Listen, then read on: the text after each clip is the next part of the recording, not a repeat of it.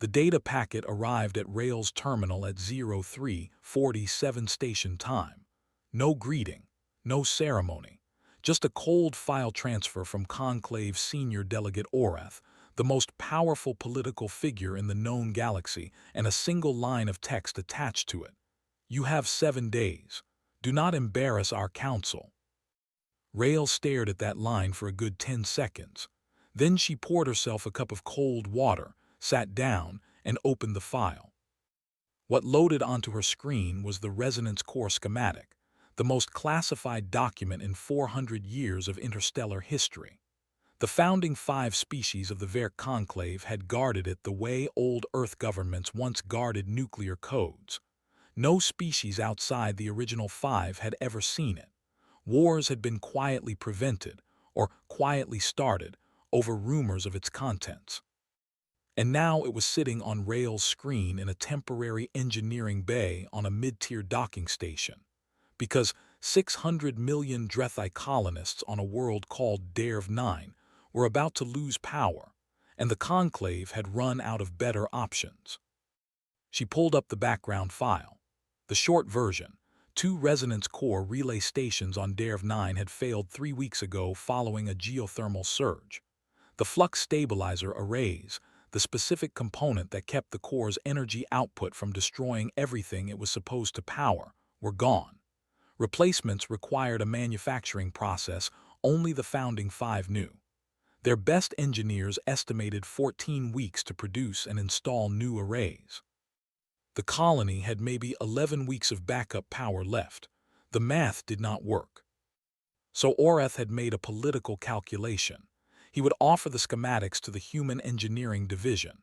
Humans would fail, he was quite sure of that, but the gesture would buy the Conclave goodwill with the non-founding member species who had been watching Derv 9 with growing alarm. It was a clean move, generous in appearance, safe in outcome. Rail did not know any of this yet. She was just reading. She had been an engineer with the UN Stellar Corps for 11 years. She had rebuilt a failing atmospheric processor on a colony with no spare parts and a 2-day deadline. She had once rerouted an entire power grid on a damaged freighter using components meant for something else entirely. She was not the kind of person who read a technical document quietly. By the time her partner Sura arrived at the bay 40 minutes later, Rail had already covered one wall with handwritten notes and was muttering to herself in a way that meant she had found something. Sura set down her bag and looked at the wall. "How bad is it?" "It is not bad," Rail said. "It is the opposite of bad. It is so interesting I cannot stand it." Sura walked up to the screen and read the schematics in silence for a while. She had a physics background, waveform theory, resonance harmonics, the kind of work that most engineers found beautiful in the abstract and useless in practice. Her doctoral research, half-finished and eventually abandoned, had involved a theoretical model for correcting unstable harmonic cascades in high-output energy systems. Nobody had ever asked her to finish it, because nobody had a system complex enough to need it. She was looking at one now. "Rail," she said. "I know. This architecture, the harmonic structure of the primary relay loop, it looks like your dissertation model. Yes, I know." Sura turned from the screen. Her expression was not excitement exactly. It was the specific look of a person who has just realized that something they did years ago, alone, for no audience, had quietly been waiting to matter. The resonance core worked. Nobody was disputing that. For 400 years it had powered relay stations across 43 star systems. But it worked the way a river works when you have built walls on both sides to keep it from flooding. It went where you pointed it, at the cost of enormous amounts of lost energy. The founding engineers had known about the inefficiency. They had simply chosen to manage it rather than fix it, because fixing it meant redesigning the harmonic foundation. And doing that meant admitting the original design was flawed, and that was politically inconvenient when your entire power base rested on being the species that built the thing. So they had compensated. They had built the flux stabilizer arrays, complicated, expensive, heavy, requiring rare materials to absorb the energy waste and keep the system stable. The arrays were not a solution. They were a very sophisticated apology for a problem nobody wanted to name. Sura named it in about 4 minutes. Rael listened. When Sura finished, Rael said, "So if someone corrected the resonance pattern at the source, the stabilizer arrays become unnecessary, entirely." The room was quiet for a moment. "They didn't ask us to do that," Rael said. "No," Sura agreed. "They asked us to replicate the stabilizer arrays faster than their own engineers could." "Yes." Rael looked at the wall of notes. She looked at the schematic.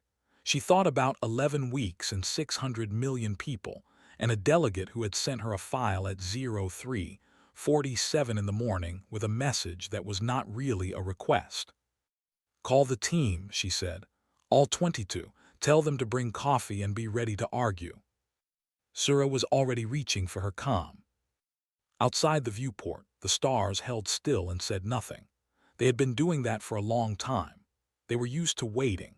The Drethi liaison Dova had been assigned to observe the human engineering team as a formality.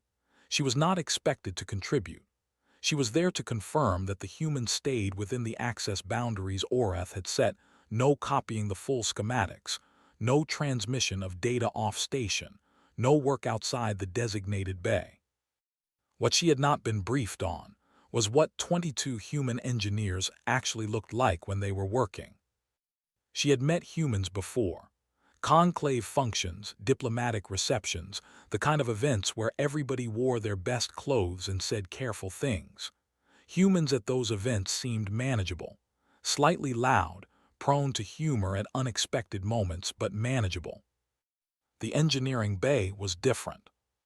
On the first morning, 2 of them were already arguing before Dova had finished her entry scan. Not quietly, openly, with hand gestures and raised voices, about whether a particular harmonic interval in the schematics represented a design choice or an error. A third human was drawing directly on the bay wall in orange marker. A fourth had pushed 2 worktables together and was lying flat across them reading printed documents, ankles crossed, apparently unbothered by the noise. Dova stood near the door and watched. The person lying on the tables was Sura. Dova had read the personnel files. Theoretical physicist, 11 years with the UN Stellar Corps, known for intuitive pattern recognition and an allergy to what she called solutions that are afraid of the problem. The person drawing on the wall was Rael, the lead engineer. When Rael finished drawing, she stepped back, looked at it and said, "That is wrong," and drew over it. This continued for 4 hours before anyone took a break. By end of day 2, the wall had been covered, photographed, wiped clean and covered again. The team worked in rotating shifts, but Rael and Sura barely slept. Dova watched them eat at their workstations and argue with colleagues halfway across the station via comm link and pull reference texts that had nothing to do with the resonance core. Earth engineering history, waveform collapse models from a physics journal, something called the Bren Cascade incident from 200 years ago on a human mining station. On day 3, Sura called the whole team together and presented the real problem. The resonance core had a flawed harmonic foundation. The flux stabilizer arrays were not a solution. They were a symptom management system for a flaw the original designers had refused to fix. If the human team rebuilt the stabilizer arrays, they would save DARE-9, but the colony would remain dependent on expensive, fragile hardware that required founding species manufacturing. The next failure was a matter of when, not if. The team could instead correct the harmonic pattern at its source. This would mean going beyond what Oreth had authorized. Rael asked for a show of hands, who thought they should stick to the original scope. Nobody raised their hand. Rael had expected this but asked anyway, because that was how her team made decisions. Dova, watching from the corner, realized she should probably report this to Orath. She also realized she had no desire to. The people of DARE-9 were her people. She had family in the Eastern Continent's 2nd District, her younger brother, his wife, their 2 children. She thought about them every time someone said 11 weeks like it was an abstract number. She stayed quiet. On day 4, something unexpected happened. One of the human engineers, a young man named Bast, who specialized in fabrication, came to Dova directly and asked her a question. He wanted to know how Drethi buildings managed heat distribution, because Drethi construction materials had a particular resonance-dampening property that he had read about in a trade document, and he wondered if that same property could be used to stabilize the corrected harmonic pattern during the transition phase. Dova knew the answer. She knew it because her family had built their home using a locally sourced composite that was common in Derv 9's northern regions. She had grown up watching her father explain how the walls breathed. She told Bast everything she knew. He listened carefully, asked 3 follow-up questions, thanked her, and went back to work. An hour later she heard him explaining the Drethi composite property to Sura, and Sura immediately connected it to something in the schematics, and for the next 6 hours the team moved faster than they had all week. It had not occurred to Dova that her knowledge, ordinary domestic knowledge, nothing classified, nothing technical, could matter here. She had been treating herself as an observer. The humans had not. Day 5 brought Oreth. He arrived without announcement, passed through the entry scan, and stood inside the bay door for a full minute before anyone noticed him. When Rael finally looked up, she was mid-sentence with Sura and simply finished her sentence before acknowledging him. Oreth had lived for 5 centuries. Politicians, generals, and scientists had interrupted themselves mid-breath to address him. This was the first time he had been made to wait for the end of a sentence. "You have deviated from the approved scope," he said. "Yes," Rael said. "I want to understand what you are doing."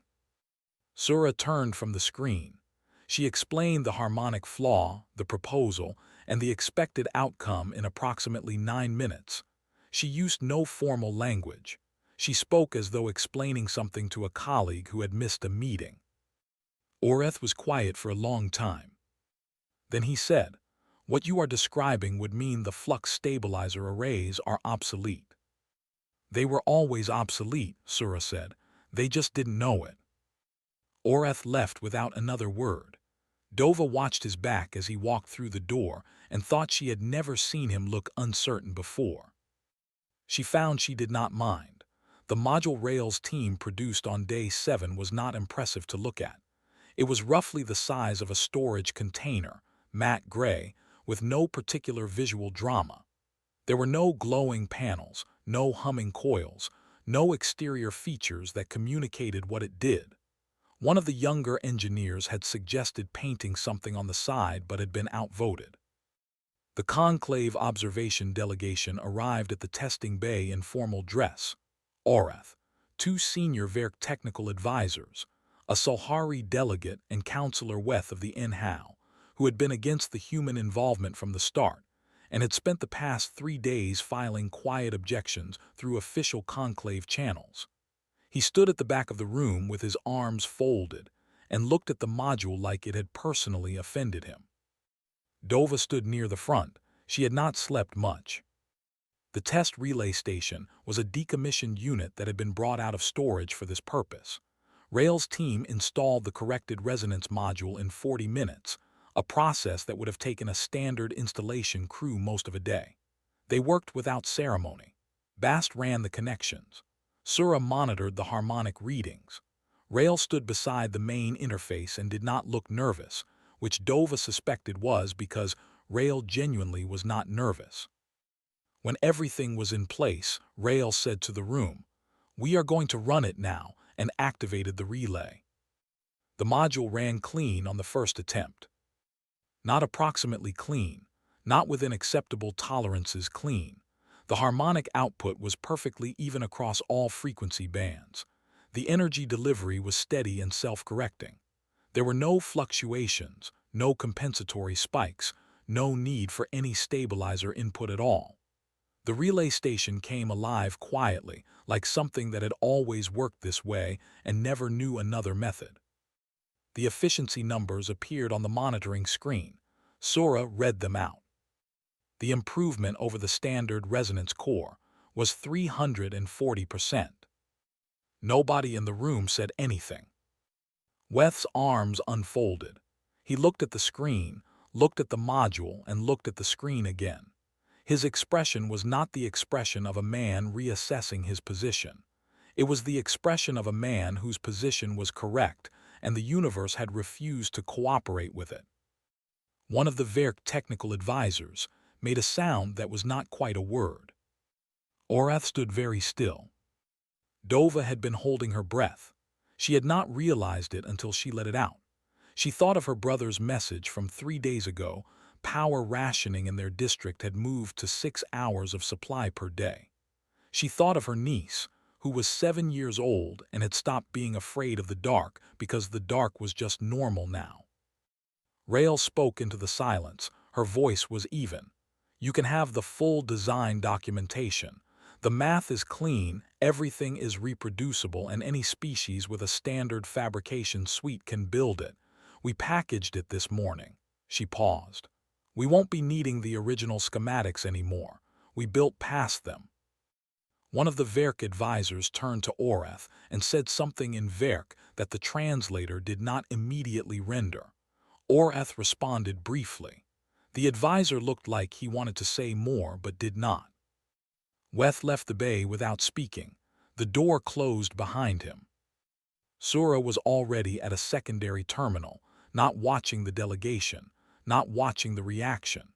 She was looking at something else in the schematics, something she had noticed 2 days ago and had been setting aside because there was no time. There was still no time, but she was looking anyway, the way she always did when a number refused to settle in the back of her mind. Rael caught the look and came over. What is it? Nothing yet, Sura said. Maybe nothing. But there is a component in the original core architecture listed as a resonance damper. It is supposed to reduce harmonic interference in the outer relay rings. And Sura pulled up the relevant section. It is not doing that, or it is doing that, but that is not all it is doing. The output readings when I model it fully do not match a damper profile. They match something else. Rael looked at the figures. Her expression shifted slightly, not alarm, not excitement, the specific controlled look she wore when something large was coming, and she was not ready to name it yet. How long do you need to understand it? I do not know. A week maybe, maybe more.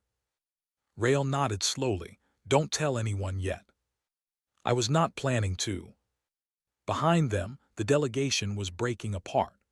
Orath had pulled one of the Verk advisors into a private exchange. The Sulhari delegate was photographing the efficiency readings with a personal device. The module sat in the center of the room and did nothing, which was exactly what a thing working perfectly looks like from the outside. Dova, walking out of the bay after giving a brief and honest report to her Drethi supervisors, passed Rael near the door. Thank you, she said simply. Rael looked slightly uncomfortable with direct gratitude, which Dova had come to understand was a common human reaction. It was the right problem to solve, Rael said. Dova nodded and kept walking. She sent her brother a message when she reached the corridor. She did not explain the technical details. She just told him the lights were coming back on, and to tell the kids. Orath requested the meeting through official channels, which was unusual. Powerful people in the conclave did not usually request meetings. They summoned, or they implied, or they arranged. The word request carried weight when Orath used it. He and Rael met in a small observation room on the station's upper ring, the kind of space designed for nothing in particular, a few chairs, a wide viewport, silence built into the architecture. No aids, no recording notation in the meeting log. Orath was already seated when Rael arrived. He was very old, 500 years, give or take, which was not unusual for Verk, who aged slowly and thought in decades. He looked, Rail thought, like a person who was not accustomed to being in rooms where nobody was watching him. He asked his first question without preamble. Did you know you would succeed? Rail sat down. No. Then how did you proceed? She thought about the question seriously before answering. It deserved that. We knew the problem was real. We knew we had the tools to look at it directly. Whether we would find the answer was not something we could know in advance, so we did not spend time on it. Orath was quiet for a moment. The Verk engineers I assigned to the original repair estimate spent 9 days modeling probability outcomes before they began work. And they concluded the repair was possible in 14 weeks. They were correct. They were also answering the wrong question, Rail said. They modeled how to reproduce the existing solution. We asked why the existing solution existed at all. Orath looked out through the viewport. The stars did what they always did. There is something I did not say in session, he said. The founding species have known about the theoretical inefficiency in the resonance core for approximately 80 years. Rail did not say anything. Studies were conducted. Papers were written internally. 2 engineering teams from separate founding species independently arrived at conclusions similar to your own. Their work was reviewed, classified, and archived. The decision was made not to pursue the correction. Because the stabilizer arrays gave you control, Rail said. Because the stabilizer arrays gave us the conclave as it exists, Orath said. Energy distribution is not a technical matter in the conclave. It is a political one. The founding species control the core. The member species depend on the core. That arrangement has kept 43 civilizations from open conflict for 4 centuries. Rail considered this, and you gave us the schematics anyway. A pause. I gave them to you expecting you to fail. The failure would have been useful. It would have demonstrated politely that the founding species retain technical superiority and that the current arrangement is necessary and stable. He paused again. I did not expect your failure mode to be improvement. Rail almost smiled. Is that an apology? Orath seemed to think about whether it was. It is an acknowledgement, he said, that I was wrong about what I was doing. She accepted that. It was, she thought, a harder thing to say than an apology for someone like him. Orath told her then what he intended to do. Advocate within the Founding Five for full release of the improved module to all conclave members. Push for an open development office. A new structure in which foundational technology could be reviewed jointly by engineers from any species, not just the 5. He had already drafted a proposal. He expected resistance. Weth, Rail said. Weth, Orath confirmed. He filed a motion this morning to classify the resonance module under conclave emergency security law. The motion goes to a Founding Five vote within 48 hours. 3 votes pass it. If it passes, the module is locked for a minimum of 50 years. Rail let that sit for a moment. The data is already out. We packaged the full documentation and distributed it to the Conclave Technical Registry before the demonstration ended. Any species with a qualified engineer can reproduce the module in a month. I know, Orath said. So what Weth is actually voting on is whether the Conclave leads this or gets left behind by it. Yes. And you have 2 votes against classification. Yours and the Drethai delegate, obviously. You need 1 more. Orath said nothing, which meant she was correct. Rail looked out at the stars for a moment. I have 1 condition if we are going to work together on this. The Open Development Office Sura leads the technical division. No political appointments on the science side. If a better idea comes from any species, junior or founding, it gets used. No seniority in the lab. Orath considered this. For a Verk delegate, agreeing to diminish founding species authority in any formal structure was not a small thing. Agreed, he said. They sat together in the quiet for a moment longer. Outside, A transport vessel drifted past the viewport, navigation lights slow and steady. "Can I ask you something?" Rail said. "Yes." "When you read our working notes, the rough ones, the crossed-out parts, the arguments we had in the margins, what did you make of them?" Orath was quiet for a long time. "I found them very strange," he said at last, "not because they were disorganized, but because they were not afraid of being wrong. Your team treated every incorrect step as information. You used your failures." Rail shrugged. "We did not have the option of protecting a 400-year legacy. We just had a problem and a week." Orath stood, straightened his formal robe, and said, "I will see you at the session." He left the room the way he had arrived, without drama. Rail stayed in the chair for a while and watched the stars. Somewhere behind her, in the engineering bay, Sura was still staring at those anomalous readings, asking a question nobody had asked yet. Rail thought it was probably going to be another long week. Weth had chosen his timing carefully. The classification motion was filed while Orath was in his private meeting with Rail, off the record, unavailable for immediate consultation. By the time Orath returned to the main session chambers, the motion was already formally logged and the Founding Five vote had been scheduled for the following morning. The conclave full assembly had the right to observe Founding Five votes on matters that directly affected member species. This was an old provision, rarely used, because Founding Five votes on such matters were also rare. The session hall filled slowly through the evening, species representatives arriving in clusters, speaking quietly. Rail and Sura were not formally invited. They were not conclave delegates. They found out about the session through Dova and arrived early anyway, sitting in the observer gallery with no official standing and no right to speak. Weth opened the session. He was composed, methodical, and entirely sure of himself, which was, Rail thought, either admirable or terrifying depending on whether he was right. His argument was structured and clean. The resonance core improvement represented a fundamental disruption of the energy balance that underpinned conclave stability. Controlled distribution was not oppression, it was architecture. 43 species lived peacefully because no single civilization could independently dominate energy production. The Founding Five served as a neutral managing body precisely because they held the keys.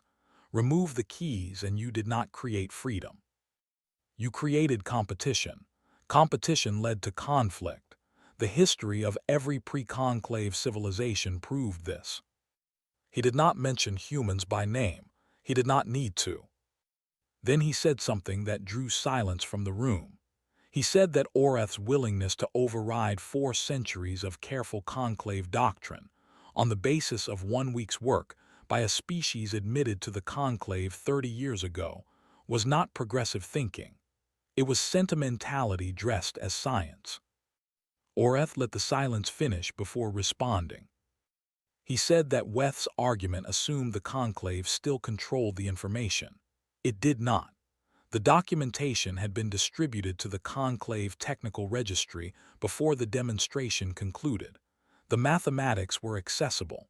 The module was reproducible. The vote before the Founding Five was not whether to release the technology.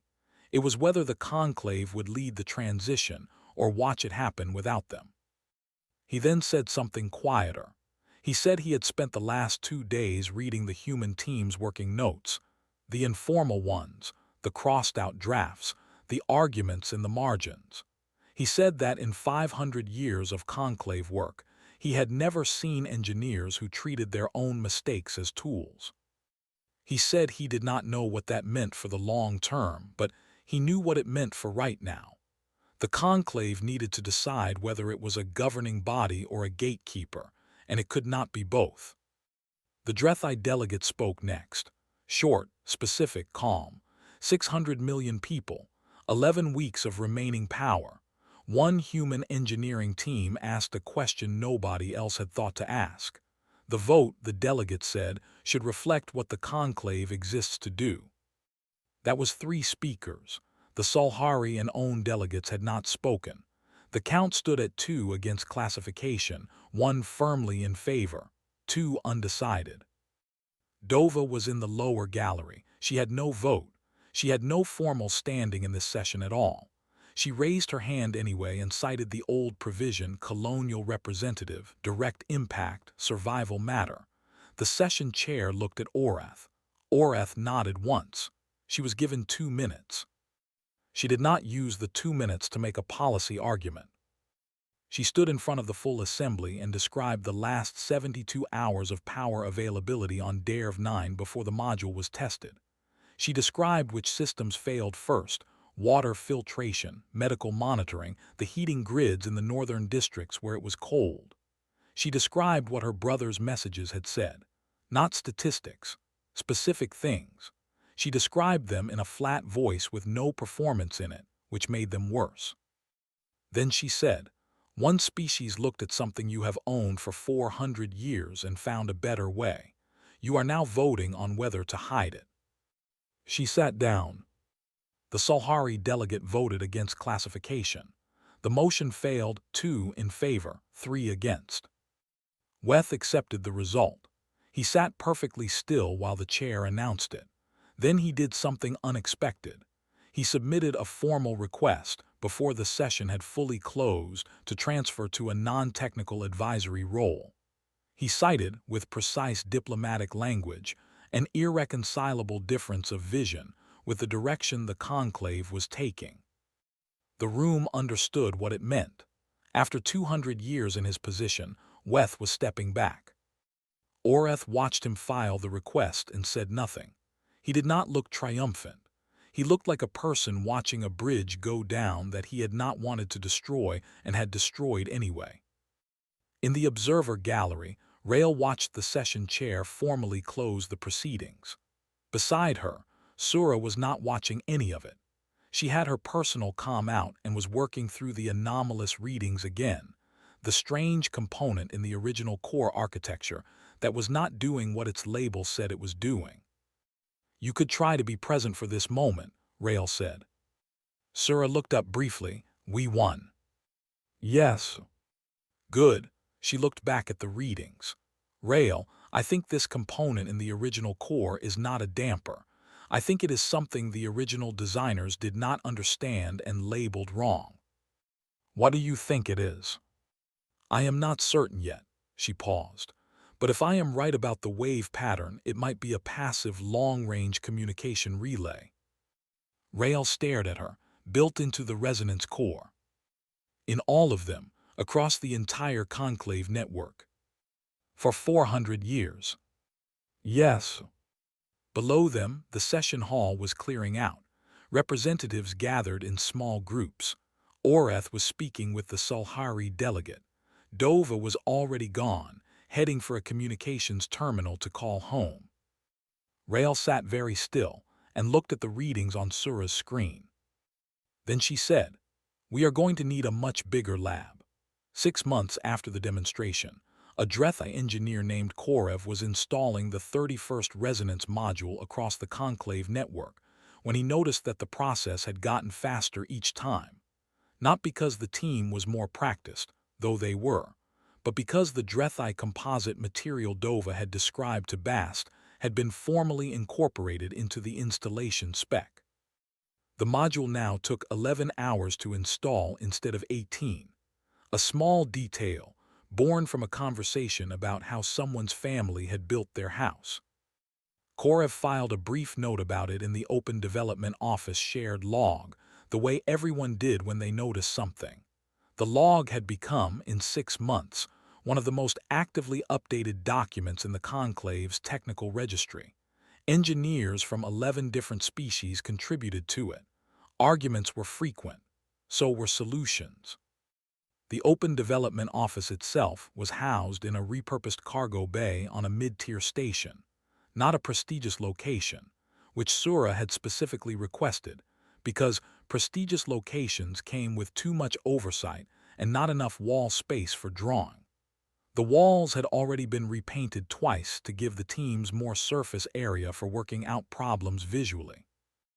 A Solhari engineer had introduced a particular method of mapping energy relationships using curved notation that the human team had immediately adapted into their own working style. A young physicist had arrived 2 months in and within a week had found a pattern in the harmonic data that the founding 5 engineers had spent 40 years classifying as acceptable noise. It was not noise. Rael spent most of her time in the lab rather than in meetings, which was exactly how she preferred it.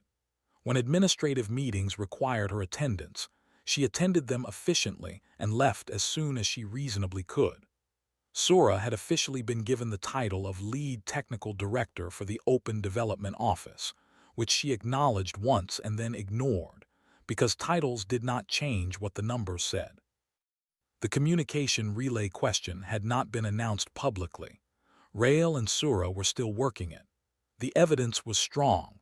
The component built into every resonance core unit across 43 star systems did not behave like a passive damper when modeled fully. Its wave signature matched nothing in the Conclave's technical literature, which meant either the original designers had built something they themselves did not understand, or the Conclave's technical literature was missing something significant. Both possibilities were interesting. Neither was a reason to make noise before they understood it. They had told Orath. He had sat quietly with the information for a long time, which was how Orath processed most things. Then he had asked one question. "Are you concerned about what it is connected to?" Sura had said they did not know yet if it was connected to anything. Orath had said to tell him when they did. He had not filed a report. He had not convened a session.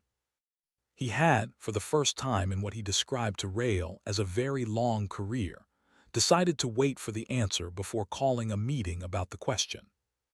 This was, Rael thought, real progress. Dova had returned to Derv9 for 3 weeks after the vote to see her family. She came back to the station with photographs from the eastern continent, her brother's city at night, lit fully for the first time in 2 years, and a hand-drawn card from her niece that said "Thank you" in large, unsteady letters. She had pinned the photographs to the wall of the bay. Nobody had asked her to or suggested it. They were just there, above the Solhari wave notation charts, and below a list of 40 remaining inefficiencies that the team was working through one by one. Orath visited the Open Development Office once, about 4 months after it opened. He did not announce the visit. He arrived, cleared his own entry scan, and stood in the doorway for a while without anyone noticing him, which was becoming, Rael thought, something of a pattern with him. What he saw was this: a Dretha engineer and a human engineer arguing cheerfully about a load calculation, while a Solhari team member drew curves on the wall to illustrate a third option. Someone had brought food, flat bread, from a Verk recipe that Bast had apparently learned from somewhere, and it was sitting on a worktable slowly being eaten by everyone who passed it without anyone formally declaring a break. An physicist was explaining something to 2 human engineers who were listening with the focused, slightly hungry look of people who had just understood that a new idea was coming. Orath watched for a while. He did not interrupt. When he left, he filed a private report to the Verk Council, not a formal assessment, just a note. The final line read, "We should have let them in sooner." He did not elaborate. He thought the sentence was sufficient. 3 weeks after that, Sura sent Rael a message at 04:12 station time. No greeting, no preamble, just a set of coordinates and a wave pattern and 3 words. "It is not passive." Rael read it twice, then got dressed and went to the lab. The communication component built into every resonance core in the conclave network was not a passive relay waiting to receive. The modeled output showed it was already transmitting, had been transmitting for an unknown amount of time, on a frequency that did not match any conclave species communication standard. Sura had spent the night narrowing the signal. She had not slept. She looked like she had found exactly the thing she had suspected and was not sure yet whether to be delighted or frightened, which was a reasonable thing to feel. "Where is it going?" Rail asked. Sura pulled up the directional model. The signal was not pointing inward toward the Conclave's core systems. It was pointing outward, far outward, past the known trade routes, past the outer relay rings, into the deep space between the Conclave's territory and whatever came after it. Whatever came after it had, apparently, been listening for 400 years. Rail stood very still for a long moment. Then she said, "We are going to need a much bigger lab." It was, Sura noted. The second time she had said that. She suspected it would not be the last.